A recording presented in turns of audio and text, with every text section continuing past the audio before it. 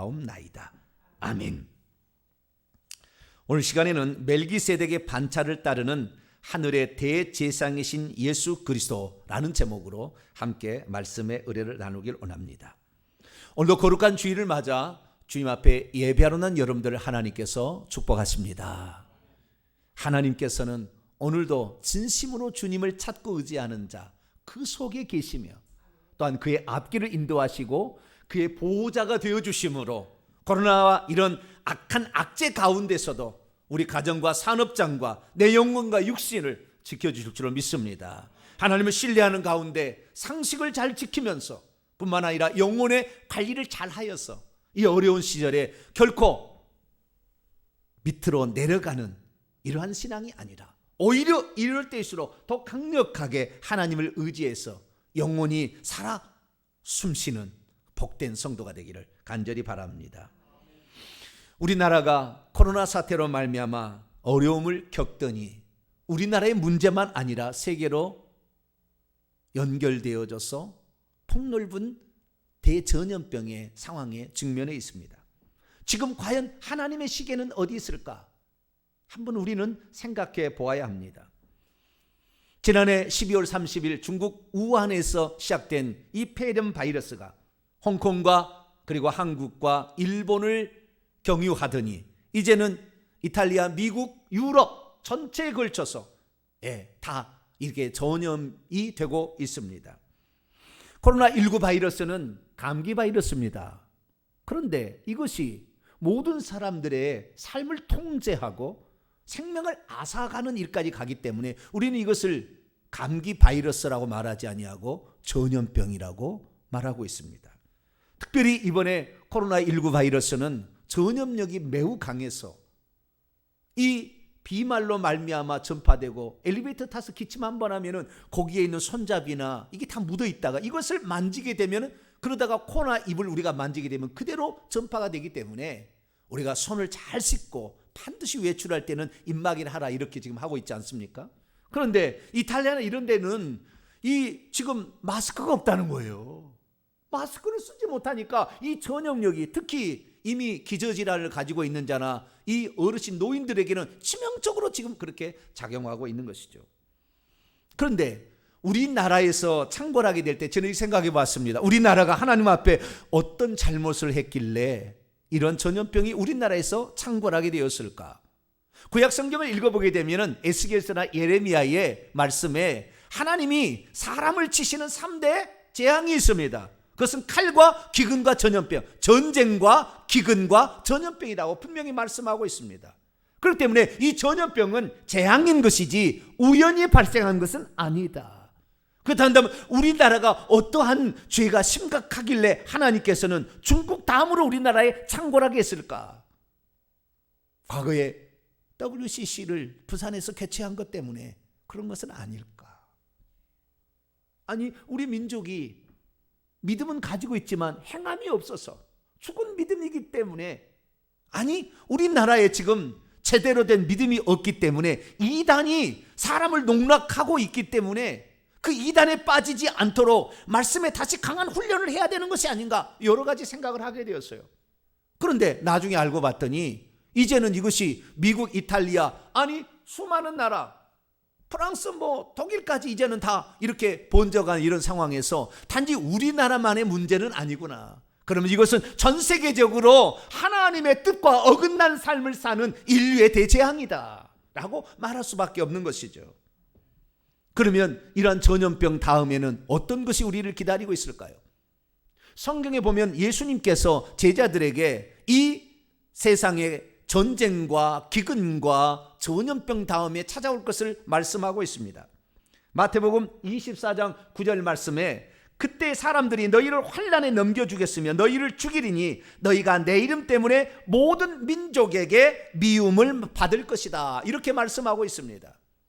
다시 말해서 이후에 되어질 상황은 그리스도인들이 예수 그리스도를 믿는다는 이유 하나 때문에 우리를 미워하게 될 것이고 저들 이상한 집단이다 이렇게 생각해서 저들이 이상한 사람처럼 취급을 받고 나중에는 그러다가 그래도 예배를 드린다 고집한다면은 저것들 가만둬서 안 돼. 벌금을 물리자. 그래서 감옥에 가두게 되고 나중에 저 미친 것들을 잡아 죽여야 된다 함으로 나중에 죽이는 수단까지 갈 수밖에 없는 상황이 닥칠 것이다. 주님은 이렇게 예상을 했습니다.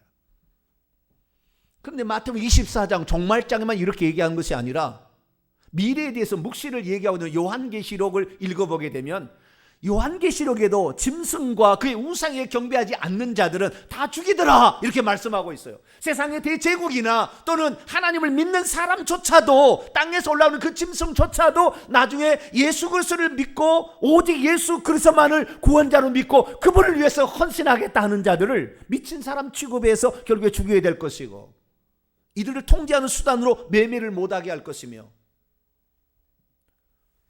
그 자기들의 통제에 들어오지 않는 사람들은 육륜표를 받지 않았다고 해서 그들을 나중에 죽이는 이러한 사태까지 곧 진입하게 될 것이다. 저는 이것을 오래 내다보지 않습니다. 아니 5년 안에 이런 상황이 우리에게 불어닥치지 않을까 심히 저는 염려하고 있습니다. 그래서 이제는 말세를 향한 하나님의 시간이 우리를 깨우고 있는 그런 상황입니다. 이때 우리가 세상에 휩쓸리지 말고 더욱더 경건에 힘써서 하나님을 바라볼 수 있게 되길 바랍니다. 그러면 이 말세를 당한 우리가 이 말세를 잘 대비하려면 어떻게 해야 될까요? 요한계시록은 딱 두 가지를 우리에게 주목할 것을 권고하고 있습니다. 요한계시록 12장 11절 보면 또 우리 형제들이 어린 양의 피와 자기들이 증언하는 말씀으로서 그를 이겼으니 그들은 죽기까지 자기들의 생명을 아끼지 아니하였도다. 피와 증언입니다. 우리가 마지막 때에 그 핍박을 이겨낼 뿐만 아니라 이 주님이 오실 때에 웃는 모습으로 주님 앞에 나가려면 피를 중요하게 여기고 증언을 중요하게 여겨야 된다. 피는 무엇입니까? 어린 양의 피를 가리키고 있는 것입니다. 어린 양의 피는 무엇입니까? 예수 그리스도께서 흘리신 그 피입니다. 그래서 이 어린 양의 피로 말미암아 우리 죄를 만약에 회개해서 용서받지 못한다고 한다면 마지막에 귀신이 엄청난 공격을 해야 될 것입니다. 이 피로 우리가 이 죄 용서를 받지 못한다고 한다면 얼마나 많은 저주들이 우리 가운데에 쳐들어올지 모르는 것이죠. 그래서 어린 양의 피로 우리의 죄를 용서받을 줄 믿습니다. 뿐만 아니라 우리가 끝까지 예수 그리스도만이 구원자라는 이 믿음의 증언을 우리가 입술로 해야 된다는 것이죠. 만약에 우리가 입술로 예수 그리스도가 구원자고 그분만이 하나님이라는 것을 고백하지 않게 된다고 한다면 결국 우리의 영혼은 이 땅에서 버림당해서 영원한 불목 가운데 고통을 받을 수밖에 없는 것이죠. 우리는 그래서 피와 증언이라는 이 두 가지, 우리가 예수 그리스도의 피를 의지하고 우리의 입술의 증언으로 우리가 구원을 얻고 이 환난을 이겨낼 수 있다는 것을 꼭 믿으시고, 피를 의지하시며 증언으로 우리의 믿음을 보이는 복된 성도가 되기를 바랍니다. 그래서 오늘은 피와 증언이라는 관점에서 바라보는 그리스도의 대제사장직에 관하여 말씀을 살펴보려고 합니다. 우리는 오늘 본문 말씀을 통하여 예수께서 하나님 보좌의 우편에 앉아 계셨다는 의미가 무엇인지를 찾을 수가 있습니다. 그리고 또 하나, 예수 그리스도께서 이 땅에 계실 때 영 안에서 진리로 예배하라는 말의 의미가 무엇인지를 오늘 본문 말씀을 통해서 우리는 결론적으로 얻게 될 것입니다. 그리고 우리 주 예수 그리스도께서 대제사장 직분을 수행하셨는데 특별히 아론의 반차와 멜기세덱의 반차라는 두 가지 의미가 나오는데 그 의미가 무엇이고 오늘 우리를 위해서 대제사장으로 일하시는 예수 그리스도가 누군지를 알게 된다면 우리는 더욱더 이 세상, 험난한 세상이지만 이길 수 있는, 이기는 자가 되는 복된 성도들이 될 줄로 믿습니다. 그럼 오늘 본문 말씀은 어떤 말씀일까요? 예수께서 레위 지파의 아론 반차를 따르는 제사장의 직분을 뛰어넘어 멜기세덱의 반차를 따르는 제사장으로서 유다 지파의 별다른 한 제사장으로 일어나신 그분이 지금은 하늘에서 대제사장으로 사역하고 있다라는 말씀입니다.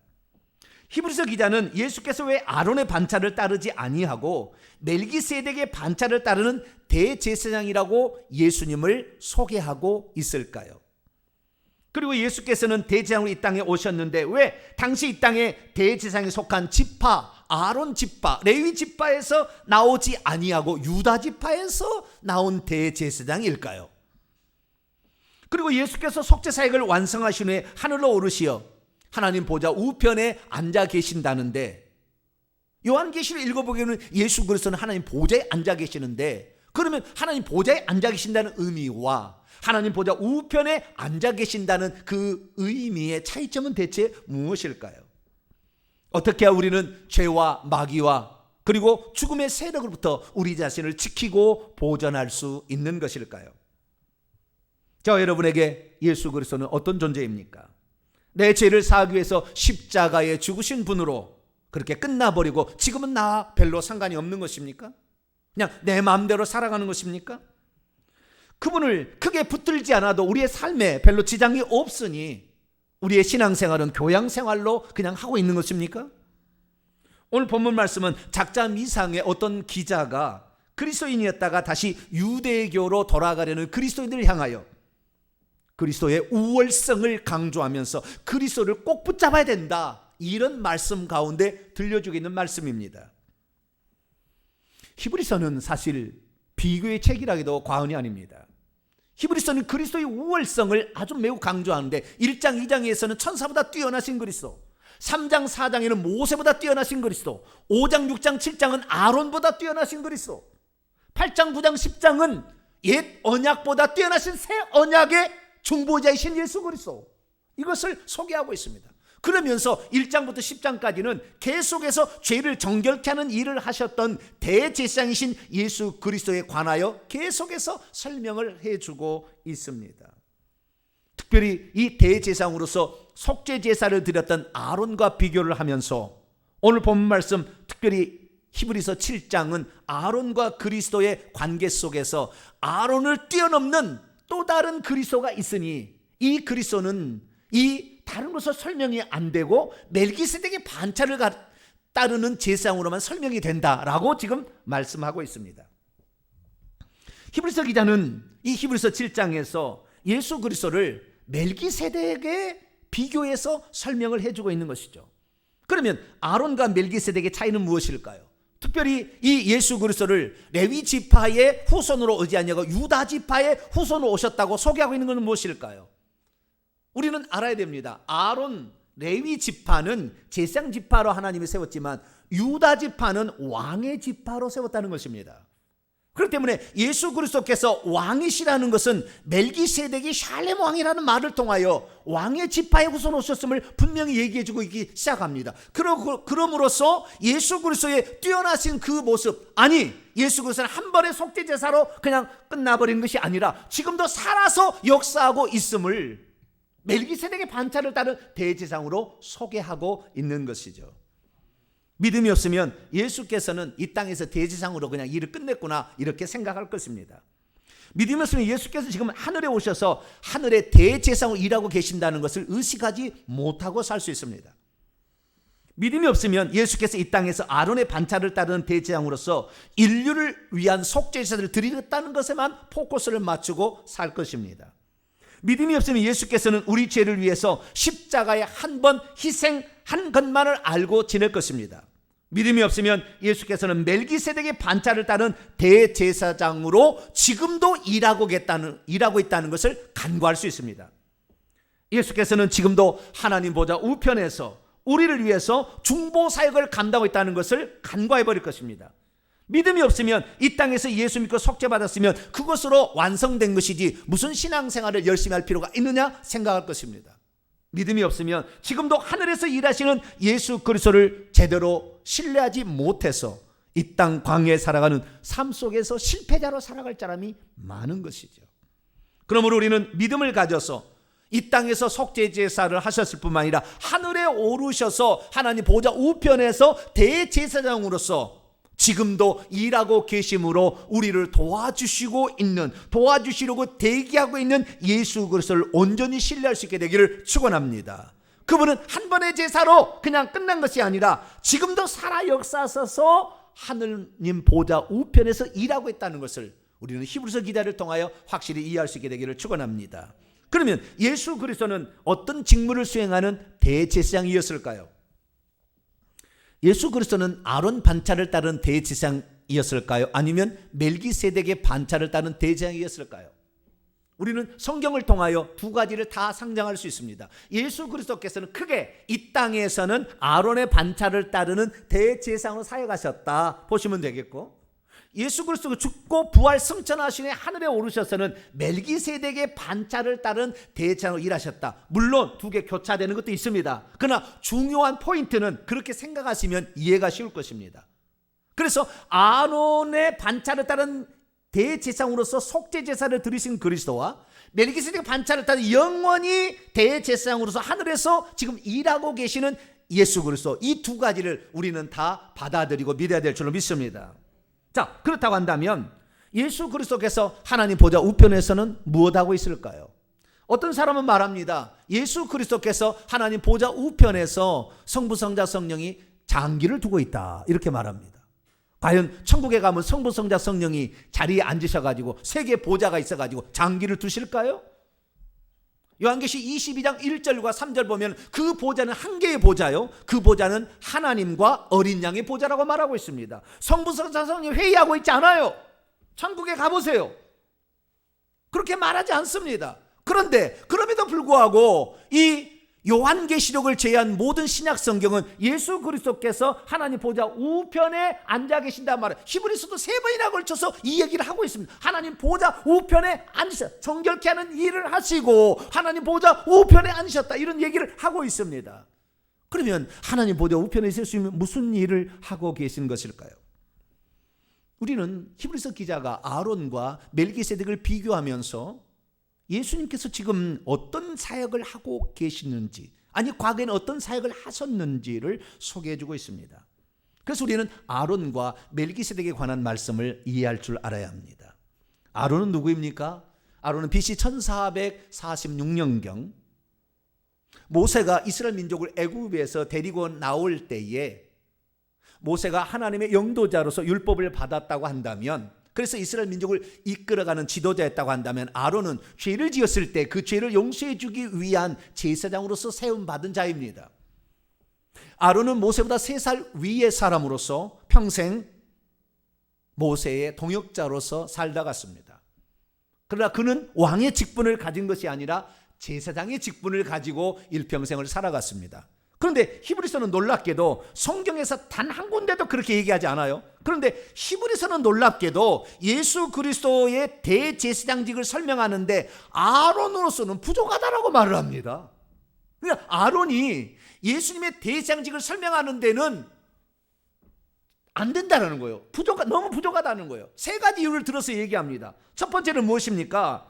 아론은 이 땅에서 황소와 염소의 피로 제사를 드렸는데, 그것도 하늘에 있는 장막의 모형으로 지은 성막에서, 모형에서 가짜는 아니죠, 어떤 그 그림자인 모델을 갖다가 거기에서 예행 연습을 한 것이지 실제로 제사를 드린 게 아니다.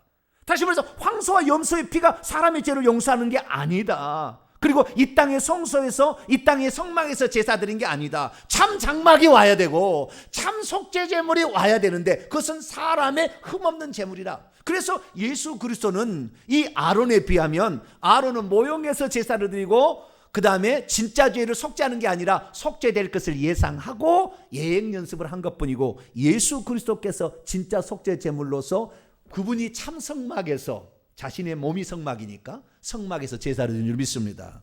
두 번째, 아론은 자신도 연약에 쌓여 있어서 온 백성을 위한 속죄제를 드리기 전에 자기의 죄를 위한 속죄제 수송아지를 드렸다고 말하고 있습니다. 그러나 예수 그리스도는 여자의 후손으로 남자의 씨를 받지 않냐고 성령으로 잉태된 분이기 때문에 그분은 자기 죄를 위한 속죄제를 드릴 필요가 없었습니다. 그에게는 죄를 짓지도 아니었을 뿐만 아니라 죄에 대한 본성이 없이 이 땅에 태어난 사람인 줄 믿습니다. 세 번째, 이 아론의 대제사장직은, 아론은 연약에 쌓였을 뿐만 아니라 죄로 말미암아 죽을 수밖에 없었기 때문에 계속해서 대제사장직을 수행을 못했다는 거예요. 그래서 아들에게 또 후손에게 이렇게 넘겨줬다는. 그런데 예수 그리스도께서는 모형이 아니라 구약에는 계속 예행 연습을 한 것이고, 예수님의 실제가 와서 속죄제를 하는데 예수님은 실제가 와서 속죄제를 하면은 더 이상의 리허설 안 하는 겁니다. 그러니까 예수 그리스도의 속죄 제사가 완전한 속죄 제사였습니다. 할렐루야. 뿐만 아니라 그 속죄 제사를 완성하시고 다시 살아서 천국에 올라가셔서 이제는 멜기세덱의 반차를 따른 대제사장으로서 영원히 그 사역을 감당한다라고 말하는 거지요. 그래서 아론은 이 땅에 있을 때만 대제사장직을 감당했지만, 살아있을 때만, 예수 그리스도는 다시 죽고 부활하셔서 하나님 보좌 우편에서도 계속해서 대제사장직을 감당하니 아론 가지고 예수님의 대제사장직을 설명하기는 어려웠다는 거예요. 그래서 아론의 반차를 따르지 않냐고 별다른 또 다른 유다 지파의 대장을 세울 수밖에 없지 않았다라는 것을 히브리서 기자는 우리에게 언급하고 있는 것입니다. 그러면서 이 히브리서 기자는 우리가 믿고 있고 그리고 의지해야 될 대제사장직에 관하여 구약에도 예수님의 대제사장직을, 이러한 영원한 대제사장직을 얘기할 수 있는 예표가 하나 있다는 거예요. 그게 누굽니까? 샬렘 왕이라는 거예요. 이것은 창세기 14장 18, 19, 20절 단 세 구절만 나오는 겁니다. 그런데 이 세 구절만 나오는 이 말씀이 예수님의 대제사장직의 완전한 예표라는 거죠. 특별히 예수님께서 부활 승천하시고 하나님 보좌 우편에 계시는 사역을 설명해 주는 완전한 예표라는 것입니다. 성경 구절을 잠깐 보도록 하겠습니다. 창세기 14장 18, 19, 20절입니다. 샬렘 왕 멜기세덱이 떡과 포도주를 가지고 나왔으니 그는 지극히 높으신 하나님의 제사장이었더라. 그가 아브라함에게 축복하여 이르되 천지의 주제이시여 지극히 높으신 하나님이여 아브라함에게 복을 주옵소서. 너희 대적을 내 손에 붙이신 지극히 높으신 하나님을 찬송할지로다 하며 아브라함이 그 얻은 것에서 10분의 1을 멜기세덱에게 주었더라. 이렇게 말씀하고 있습니다. 여기 보니까 이 멜기세덱에 관하여 히브리서 기자가 소개하고 있는데, 멜기세덱에서는 세 가지 주안점을 우리가 주목해야 됩니다. 첫째는 왕이었다는 겁니다. 아론은 왕이 아니었어요. 그런데 이 멜기세덱은 왕이었다는 겁니다. 왜 그래서 유다 지파를 설명했는지 우리는 알 수가 있는 것이죠. 두 번째, 그는 어떻게 나왔느냐? 떡과 포도주를 가지고 공개하기 위해서, 아브라함이 이 전쟁에서 승리하고 돌아오는, 그래서 배가 고픈 그 상황인데 그때 떡과 포도주를 공개하기 위해서 나왔다는 것이고요. 세 번째는 뭐냐? 그 아브라함에게 하나님이여 복을 달라고 하나님께 축복을 했다는 것입니다. 이 세 가지 차이점을 바로 가지고 있는데, 이것이 바로 멜기세덱을 설명하는 아주 중요한 키포인트입니다. 그러면 구약 성경에 이렇게 나와 있으니까 예수님은 멜기세덱의 반차를 따른 대제사장이다 이렇게 말할 수 있을까요? 낯생입니다. 예수 그리스도께서 아론의 반차를 따른 대제사장으로 온다는 성경 구절은 찾아볼 수가 없습니다.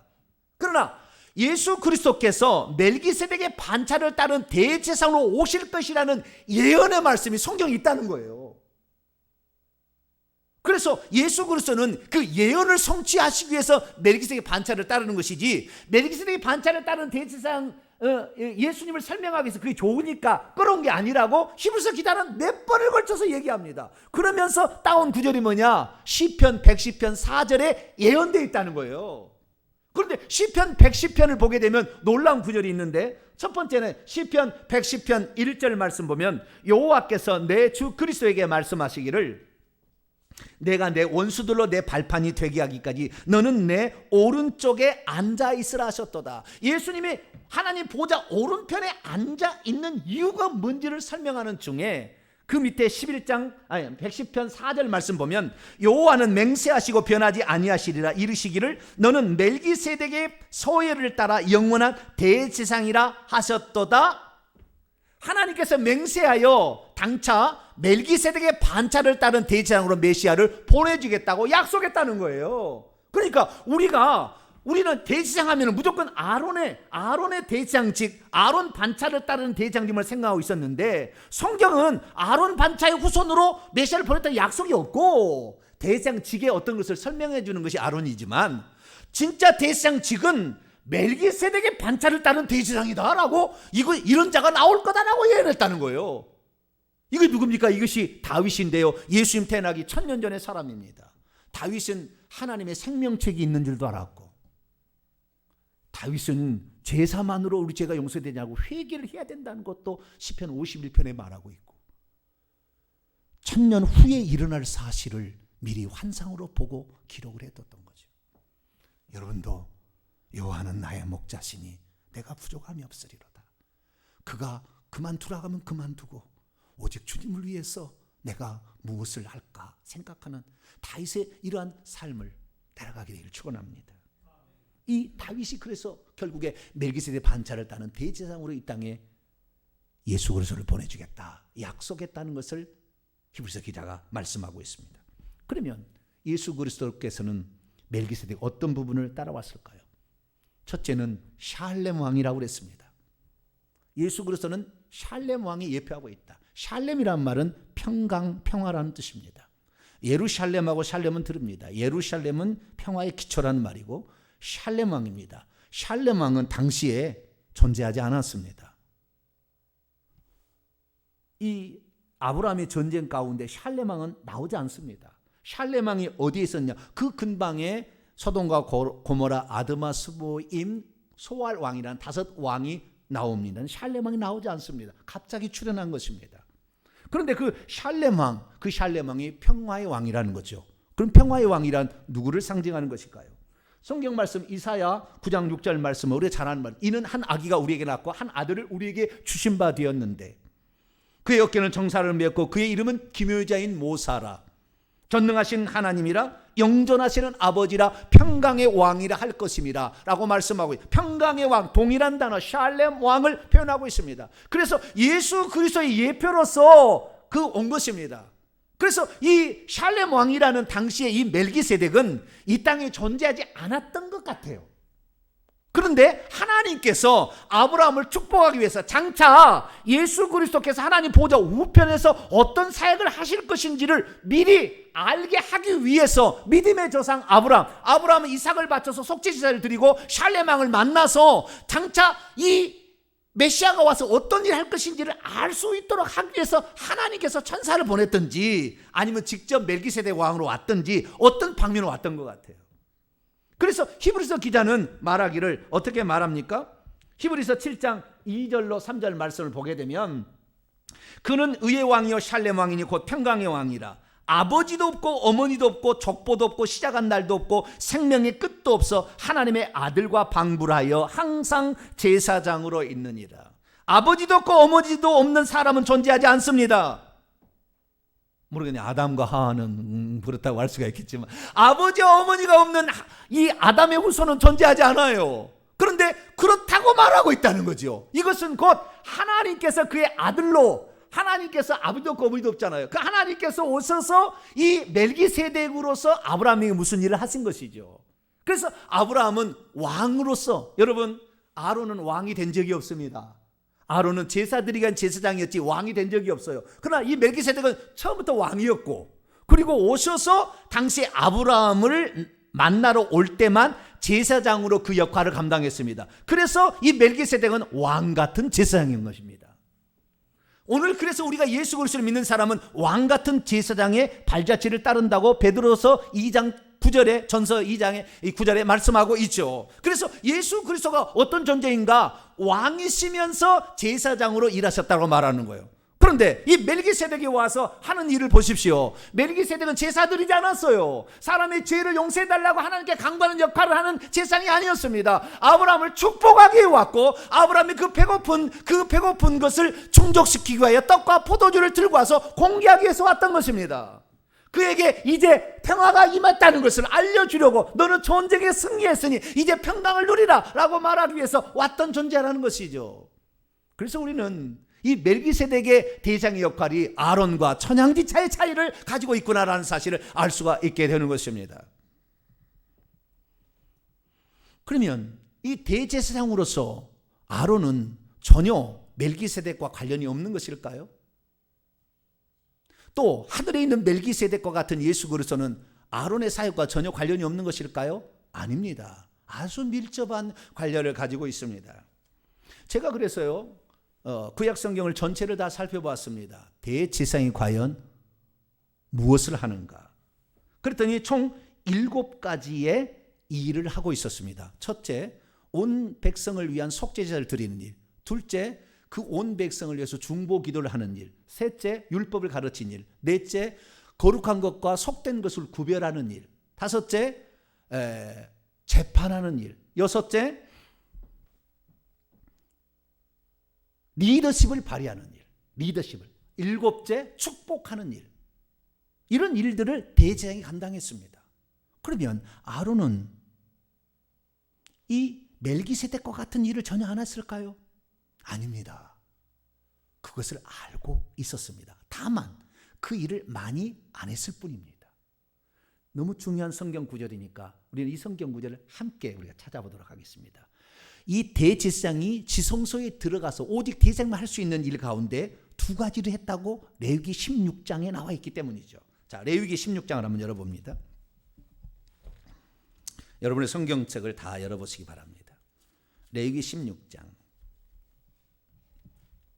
레위기 16장에 보면 대제사장으로서 아론이 지성소에 들어가서 두 가지를 했다고 나옵니다. 자, 12절로 13절을 보겠습니다. 12절로 13절. 여러분의 성경책을 같이 읽습니다. 시작.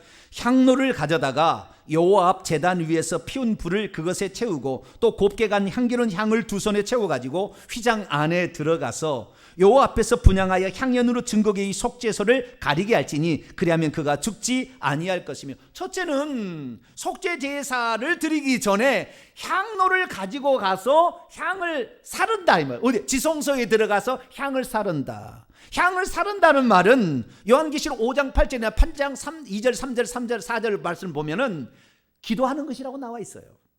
그래서 이 기도하는 것을 예표하는 중보 기도하는 역할을 이 대제사장도 하고 있었다는 거예요. 그리고 나서 속죄 피를 뿌립니다. 먼저 자기의 속죄를 위한 속죄 피를 뿌리고 그 다음에 온 백성을 위한 속죄 피를 뿌립니다. 자, 그 다음 구절입니다. 14절 15절. 레위기 16장 14절 15절 읽습니다. 시작.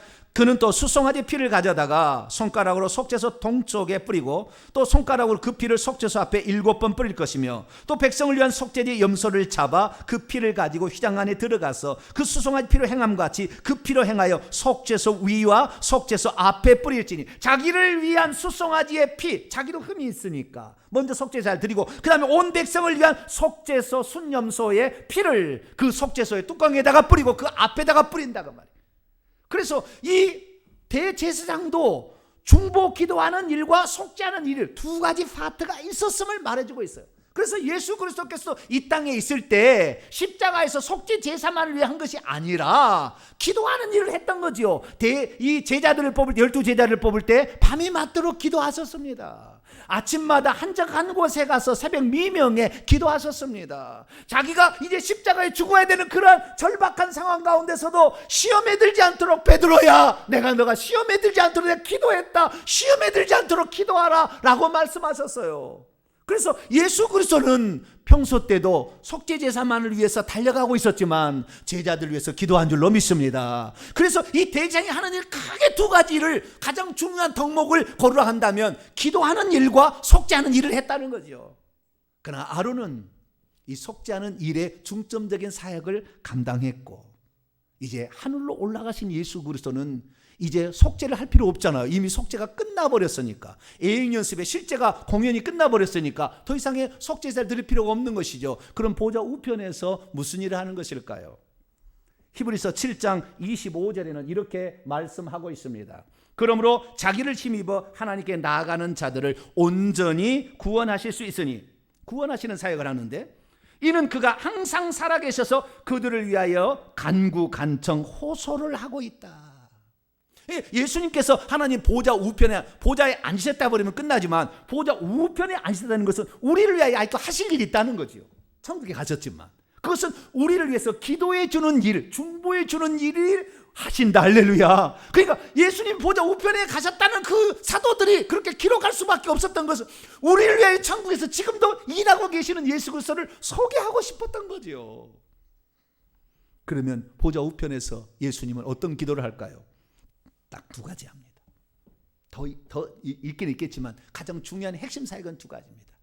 하나는 우리가 예수 그리스도를 믿을 때에 회개하고 믿잖아요. 회개하지 않는데 예수를 믿을 필요 안 믿잖아요. 잘못됐으면 인정하고 믿을 때 그때에 성령을 보내주셔 가지고 그 사람을 거듭나게 할 뿐만 아니라 믿고 난 후에는 우리가 죄를 회개할 때에 우리의 죄를 용서해 주는, 죄를 정결케 하시는 일을 하십니다. 할렐루야.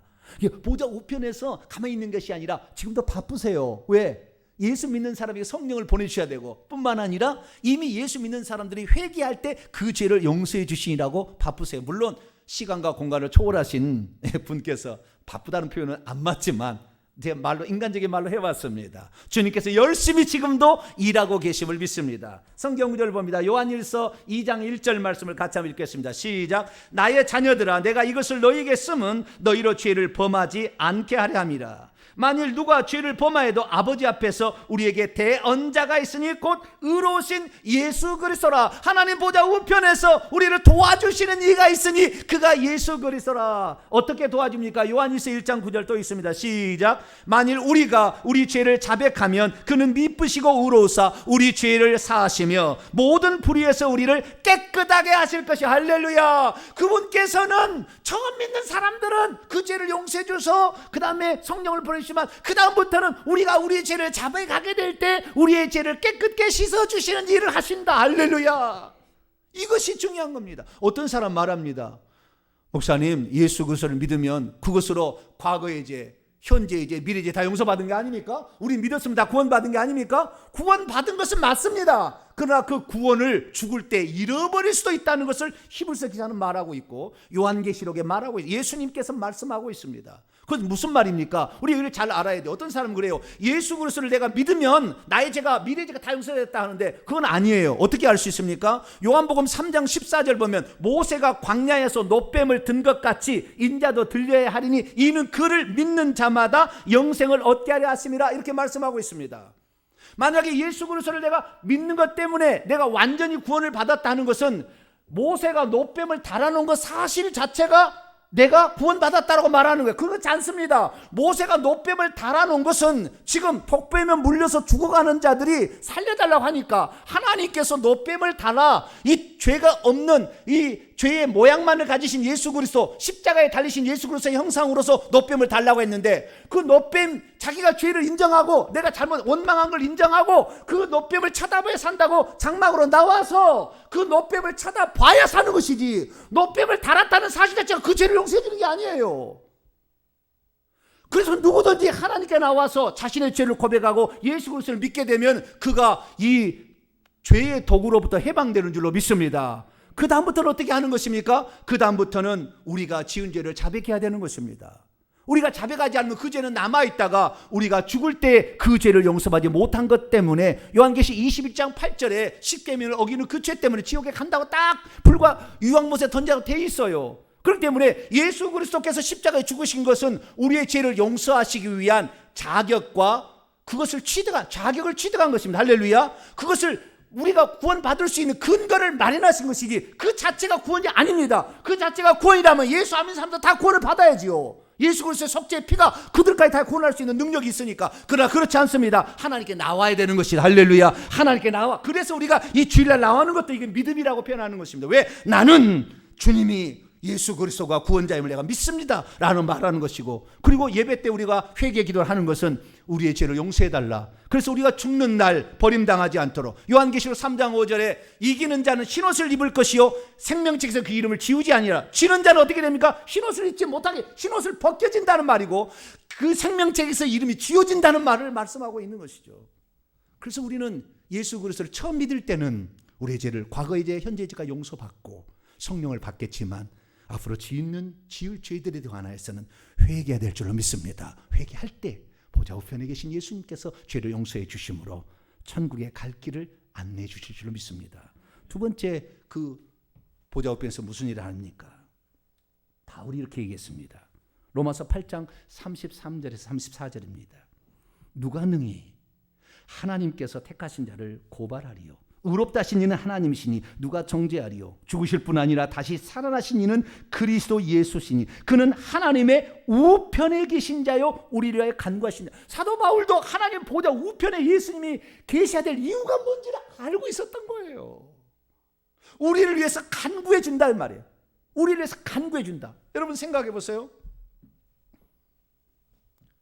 멜기세덱이 아브라함을 축복하러 왔습니다. 그런데 이 멜기세덱이 그때 어떻게 축복하느냐? 천지의 주제이신 지극히 높으신 하나님이여 아브라함에게 복을 주옵소서. 너희의 대적을 내 손에 붙이신 지극히 높으신 하나님을 찬양하. 이 아브라함이 지금 전쟁하러 갔던 사실을 다 알고 있었어요. 아브라함이 설명해 줬습니까? 아니에요. 그냥 갑자기 나타난 존재입니다. 그러면 지금 이 얘기를 축복하는 내용을 찬찬히 살펴보게 된다고 한다면 아브라함이 어떻게 하고 있었는지를 보고 있었다라는 거잖아요. 그러면 아브라함이 저 그돌라오멜, 저 북쪽에 있는 네 왕들의 연합체하고 이 아래에 5 연합체, 저 북쪽에 있는 대표가 그돌라오멜인데 그돌라오멜 엘람왕의 그 어마어마한 이 영토를 가지고 있는 그 왕을 집에서 길른 318명 정도 데려가서 무찔 수 있을까요? 5 왕이 합쳐서 전쟁했는데 졌는데? 불가능한 일이에요. 아브라함이 이길 수가 없어요. 그렇기 때문에 아브라함이 318명을 가지고 데리고 가서 전쟁하러 갔을 때 이 멜기세덱은 그걸 보고 하나님의 아들이시니까 보시고 아브라함에게 힘을 주시기 위해서 저들이 힘이 약해지도록 전염병을 보낸다 할지 갑자기 비바람을 모래바람을 그들에게 보내가지고 그들이 힘을 쓰지 못하도록 만드는 일을 해. 왜? 아브라함이 이기게 하려고. 할렐루야. 그래서 예수 그리스도를 한 번 믿어 속죄자들 드린 사람은 오늘도 영적 전쟁을 하는 사람들인데 이 영적 전쟁에 나가는 우리를 주님 보시고 가만히 있는 게 아니라 우리가 주여 나를 불쌍히 여겨줘 나를 도와주시옵소서 간구하게 될 때 우리에게 능력을 주시고 힘을 주시고 지혜를 주실 줄로 믿습니다. 그래서 이 하나님 보좌의 우편에 앉아 예수는 첫째는 우리의 죄를 정결케 하는 일을 할 뿐만 아니라 두 번째 우리의 기도를 들으셔서 우리를 도와주시는 일을 하십니다. 이것이 성경의 분명한 가르침입니다. 그래서 우리는 오늘도 하나님 앞에 기도해야 될 줄 믿습니다. 어떤 사람은 지금 광야에 나와서 전쟁을 하고 있는데 하나님 도움이 필요 없대요. 나는 기도 안 해도 된대. 나는 그냥 예수 그리스도 십자가에 돌아가심을 믿어서 나는 구원 받았으니까 나는 그냥 세상에 지금 전쟁터인데 아브라함이 지금 전쟁에 나갔는데 그돌람 어마어마한 사탄 마귀하고 전쟁을 해야 되는데 기도 안 하겠대요. 기도 안 하시면 됩니다. 그러면 어쩔 수 없죠. 나는 기도 안 해도 되겠다. 그럼 기도 안 하셔도 돼요. 영적 전쟁에 나는 승리하겠다. 마귀보다 힘이 셉니까? 마귀보다 지혜롭습니까? 우리 주님은 오늘도 구하는 자에게 은혜를 베풉니다. 구하고 찾고 두드리는 자에게 오늘도 그 응답을 해 주신다고 약속하고 있는 것이지 아무것도 하지 않는 자에게 주시지 않아요. 보좌 우편에 기도를 하라 이렇게 지금 말씀하고 있는 거예요. 그러면 내가 너희를 도와줄 것이다. 할렐루야. 나를 불쌍히 여겨달라. 기도하라. 내가 너를 불쌍히 여길 것이다. 그렇게 지금 대기하고 있는데 그 대기하고 있는 예수님이 계신데도 기도하지 않음으로 말미암아 오늘 얼마나 많은 사람이 실패자로 살아가고 있는지 몰라요.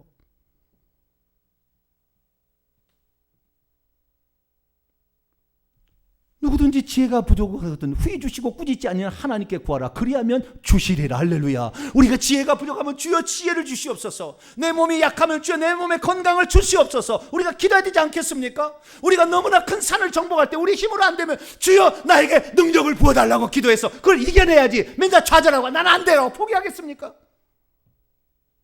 주님은 오늘도 보좌 우편에서 너희들이 나에게 기도하기를 원한다. 그러면 나는 너의 기도를 들어줄 거다. 내가 아직 하나님 보좌 우편에 할 일이 남아있다라고 말씀하고 있는 줄로 믿으시기 바랍니다. 우리는 이러한 예표를 모세를 통해서 할 수가 있어요. 아말렉이 쳐들어왔습니다. 아말렉은 낙타 부대입니다. 갑자기 나타났다 기습공격해서 물건을 빼앗아 갑니다. 그런데 날마다 그렇게 어느 날 느비딤의 장막을 치고 있었을 때 모세가 여호수아에게 명령합니다. 가서 싸우라. 그러나 여호수아는 전쟁하는 사람이 아니었어요. 그들은 출애굽한 지 얼마 안 돼서 종으로 살던 사람이라 농기구나 있었겠지만 무기가 별반 무기도 없었을 겁니다. 그런데 어떻게 아말렉 낙타 부대를 싸웁니까? 못 싸웁니다. 그러니까 모세가 산꼭대기에 올라가서 여호수아를 바라보면서 두 손을 들고 주여 저 여호수아를 도와주시옵소서. 할렐루야. 그래서 번개를 갑자기 팍팍 쳐가지고 혼돈을 시키고 막 비바람을 보내면서 힘들게 여호수아가 가서 찔러 죽인 줄로 믿습니다. 이 모세가 산꼭대기에 올라서 기도했던 것처럼 하나님께서는 보좌 우편에 예수 그리스도는 하나님 보좌 우편에 앉으셔서 우리를 위해서 기도해 주시니 지금도 온 천하를 바라보고 그 예수 그리스도께 여러분 간구하게 되길 축원합니다. 그때 하나님께서 예수 그리스도를 통하여 여러분을 도와주시는 것이죠. 그래서 우리가 이기는 자가 되는 줄로 믿습니다. 어떻게 죄와 죄된 본성과 어떻게 마귀와 어떻게 세상을 이길 수 있습니까? 우리는 먼저는 우리가 지은 죄를 회개해야 귀신이 틈타지 못합니다. 회개할 수 있게 되기를 축원합니다. 그리고 하나님께 간구하세요. 하나님께 간구할 때 하나님 보좌 우편에 앉아 계신 예수 그리스도가 있어야 될 원인, 있어야 될 그 이유를 우리에게 적용하는 것이니까 우리가 부족할 때 하나님 도와줄 줄로 믿습니다. 우리는 연약합니다. 그래서 멜기세덱과 같이 영원히 대장으로 계실 예수님이 필요한 것이죠. 그래서 예수님은 바로 하나님 보좌에 앉아 계셨다고도 말하지만 우편에 계신다고도 성경은 기록하고 있는 것입니다. 사랑하는 성도 여러분, 믿음이란 무엇입니까? 오늘도 속죄 제사를 완성하여 우리의 죄를 용서할 수 있는 근거를 마련하시고 우리가 회개할 때에 우리 죄를 용서하기 위해서 기다리고 계시는 예수 그리스도를 붙드는 것입니다. 그리고 우리가 도움을 필요로 할 때 주여 나를 불쌍히 여겨. 다른 거 필요 없어요. 모든 게 기도할 때 한 가지만, 주여 나를 불쌍히 여겨. 이거 하면 끝나는 거예요. 할렐루야. 그 제목이 뭔 제목인지 모르겠어요. 병을 고치는 건지 뭐 회사를 운영해야 될지 뭔지 모르겠어요. 주여 나를 불쌍히 여겨 주시옵소서. 그렇게 말하는 순간 하나님 보좌 우편에서 귀를 쫑긋 들으시는 높은 곳에 계서 보라보신 분이 그래 너의 간구를 내가 들었느니라. 할렐루야. 그리고 즉시 응답해서 돕는 사람을 붙여주시고 천사를 보내주시고 환경을 바꿔주셔서 우리를 새롭게 하시는 그분 예수 그리스도를 끝까지 붙드시기를 바랍니다. 그래서 이 하나님이 그 보좌 우편에서 지금 계시는데 예수님께서 영 안에서 예배하라는 건 무엇입니까? 영은 하나님의 지성소의 분점이에요. 내 육체, 그 다음에 육신, 그 다음에 혼, 그 다음에 영이 있잖아요. 그것이 성막의 바깥들과 성소와 지성소지. 우리의 영은 하나님의 분점이에요. 그래서 우리는 영 안으로 늘 돌이키고 육체와 환경에 농락당하지 말고 영 안으로, 주여 나의 도움이 되신 하나님 나를 도와주옵소서. 진심으로 기도하게 될 때 하나님 우리를 도와줄 줄로 믿습니다. 거룩하신 하나님, 우리가 속죄제사를 완성하신 예수 그리스도, 아론의 반차를 따르는 그분만을 알고 있지는 않았습니까? 오늘도 우리를 도와주시기 위해서, 우리의 죄를 용서해 주시기 위해 하나님 보좌에 대기하고 계시는 예수 그리스도, 그분을 저희들도 의지하고 그분께 도움을 청하는 자가 되어서 악한 마귀의 싸움, 이 광야의 전쟁터에서 승리하는 자 되게 주옵소서. 우리 주 예수 그리스도의 이름으로 기도하옵나이다. 아멘. 자, 명령과 선포를 해보도록 하겠습니다.